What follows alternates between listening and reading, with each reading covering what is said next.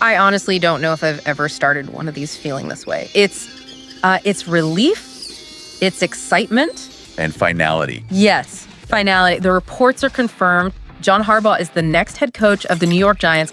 This is it. This is the giant reset. It really is a monumental moment. And I think the key word for you, the listener, to really grab onto here is stabilization.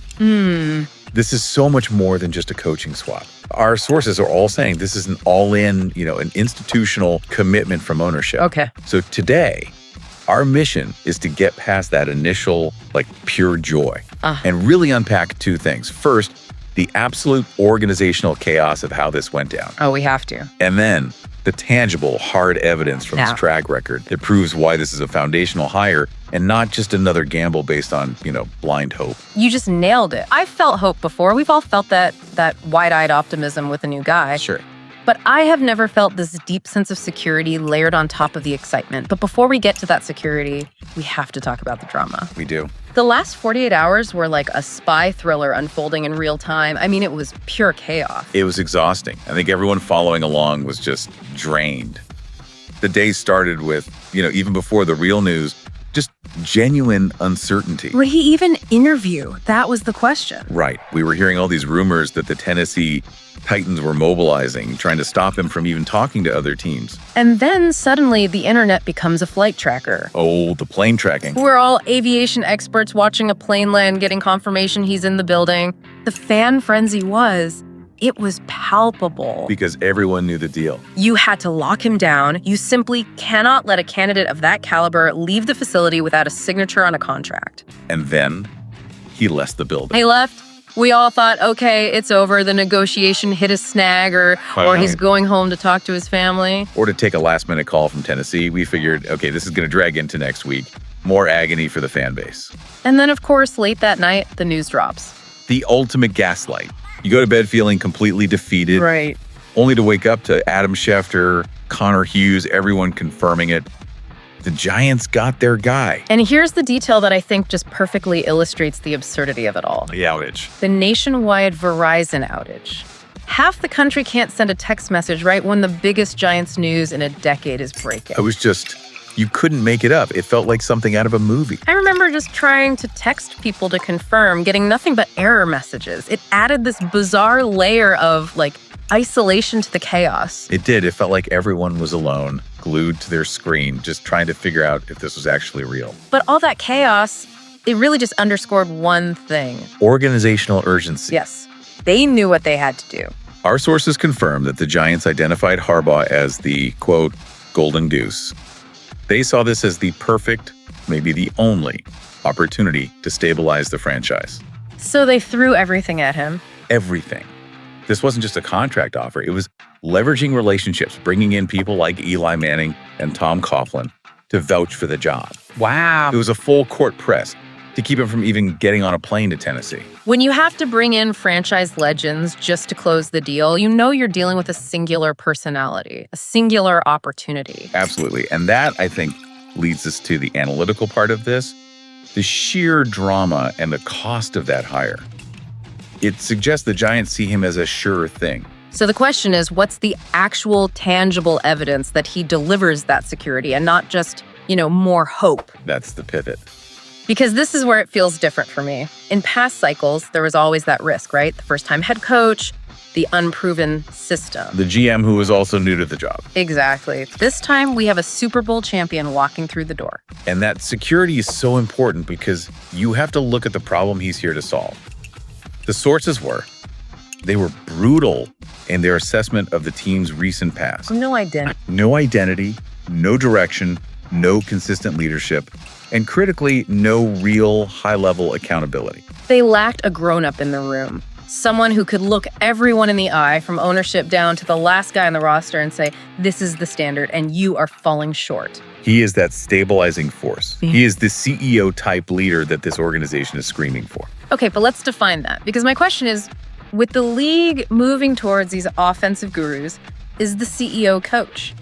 Is that a model that still works? Is he too removed from the X's and O's? That's a really fair challenge. But I think the distinction here is that Harbaugh's CEO style is less about a isolation from the scheme. Okay. And more about setting institutional standards and managing the elite people under him. He sets the culture, the discipline, the accountability, and then he empowers the best coordinators in the world to execute the scheme. So it's a management philosophy. It is. Yeah. He delegates the specifics, but he demands the results. Yeah. And you can see that in the level of institutional faith they've just given him. Tell me more about that faith, because that's the real sign that the Mara and Tisch families are all in. This is a full organization-wide commitment. He's going to have complete autonomy to hire his staff. That's expected. Right. He'll have significant influence over personnel decisions. And crucially, the sources say he has the ability to suggest structural changes in the front office. That is a massive grant of power. He has the keys to the castle. He really does. But the most telling detail, the one that should genuinely excite you as a fan, is the financial part. Okay.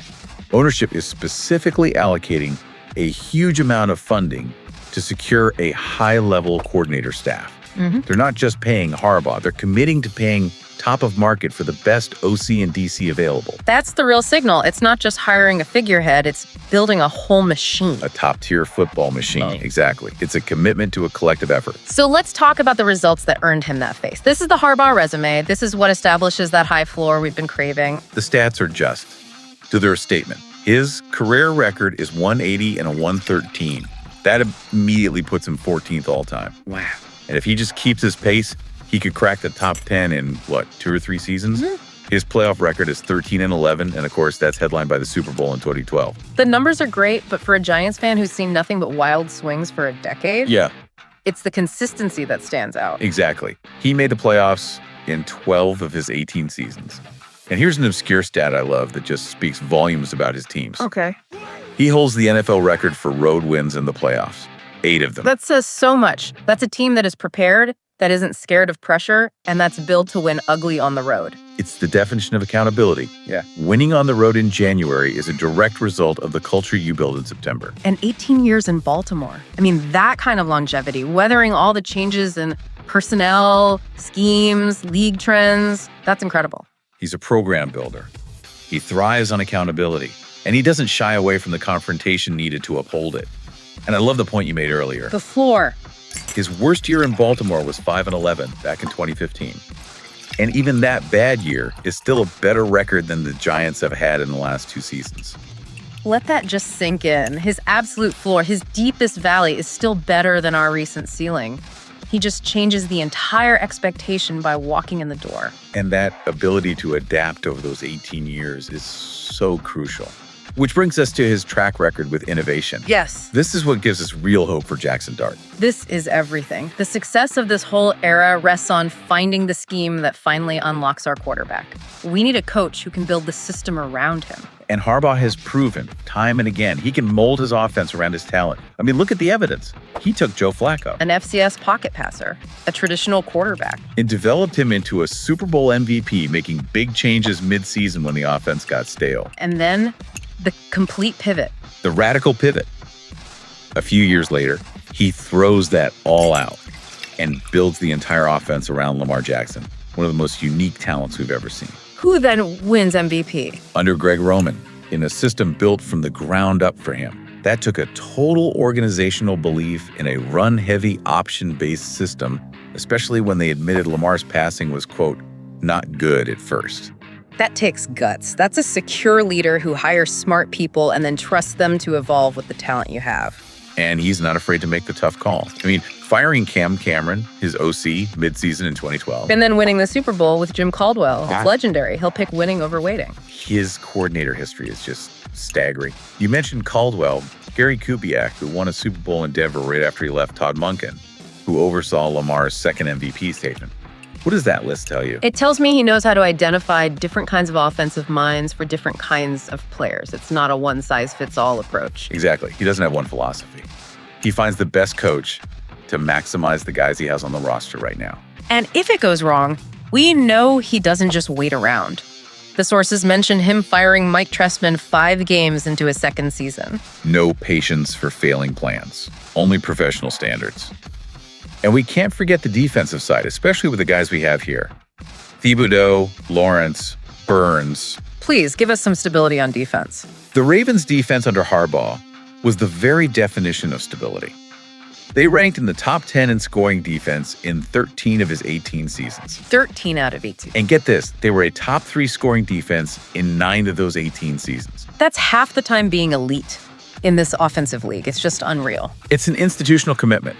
Top 5 in run defense 11 times. And look, we have to be honest, he inherited Hall of Fame talent. Ray Lewis, Ed Reed, Suggs. Sure, you have to acknowledge that. But the fact is, he consistently made sure that defense adapted. He hired Mike Macdonald straight from college to totally revamp the scheme a few years ago. He keeps it modern. That's the key. The expectation now is that we immediately inherit a defense that's structured, adaptable, and ready for a modern offense. That is the hope. But as we move into the balancing portion here, we have to give you, the listener, the fair criticisms. Because even with a hire this great, there are big question marks. Okay, let's drill down. What are the major hurdles we need to be watching for? First one is time. It has been a long time since that 2012 Super Bowl. It has. Second, even with some incredibly strong teams, especially in the Lamar era, they didn't always get over the hump in the playoffs. He's not a guarantee for an immediate, deep playoff run. And the most pressing hurdle is the staff. Absolutely. The success of this whole thing hinges on getting the right people in place, like right now. The coordinator hiring pool is so competitive, he has to nail these hires, especially the OC. And that staff hire is tied directly to the biggest, let's call it, political question. The Joe Shane dynamic. The Joe Shane dynamic. This is what everyone's going to be asking at the press conference. How do these two strong personalities, a CEO coach and an established GM, coexist? It's the critical question. Who has the longer rope? Who gets the final say on a big draft pick disagreement? Right. And our sources suggest that, from the organization's point of view, Harbaugh has the ultimate authority. His rope is demonstrably longer. And for a Giants fan, that just feels like protection. It is. If they work well together, great. That's the ideal. But if they clash, Shane is. Well, he's seen as being at the end of his rope anyway, given the last couple of seasons. So the organization can move on from the GM without sinking the whole vision. Exactly. The vision is now anchored to Harbaugh. He is the undisputed leader of this football operation. It is just incredible to think that we have moved from, relying on blind faith in some unproven system to this, a situation backed by a proven track record, a professional standard, and a clear structure. It just changes the whole emotional landscape. It does. But the work starts right now. The immediate next steps are so critical. The dominoes you need to be watching are, 1, the offensive coordinator hire. It has to be someone tailored to Jaxson Dart. And then the defense coordinator. Yeah. And given his history, like pulling Mike Macdonald from college, that search is going to be fascinating. Does he go with a known NFL vet or pull another innovator from the college ranks? And it all needs to happen so fast. The Senior Bowl is less than 2 weeks away. That's a foundational event for the draft. They need their core staff in that building, scouting, and starting to build their vision for next year. I cannot wait for those press conferences. But let me leave you with this one final thought, something to really chew on as we start this giant reset. We talked about how that commitment to pay the staff is the real sign that ownership is serious this time, that financial commitment is pivotal. So the question is, will this new financial seriousness extend beyond the coaching staff? Will ownership now commit to securing the elite free agents needed to complete Harbaugh's vision, to put the right pieces around Thibodeau, Lawrence, and Burns? That level of sustained financial commitment to the roster. That is the final, ultimate test of whether this is a real organizational reset. Just wanted to say a massive thank you for tuning in to Big Blue Tea. Absolutely. And, a huge shout out always to Black Freezy TV. Oh, definitely. For the fantastic programming, the production, everything that makes this possible. Yep. Their work behind the scenes is just really appreciated. It really is. This has been Big Blue Tea.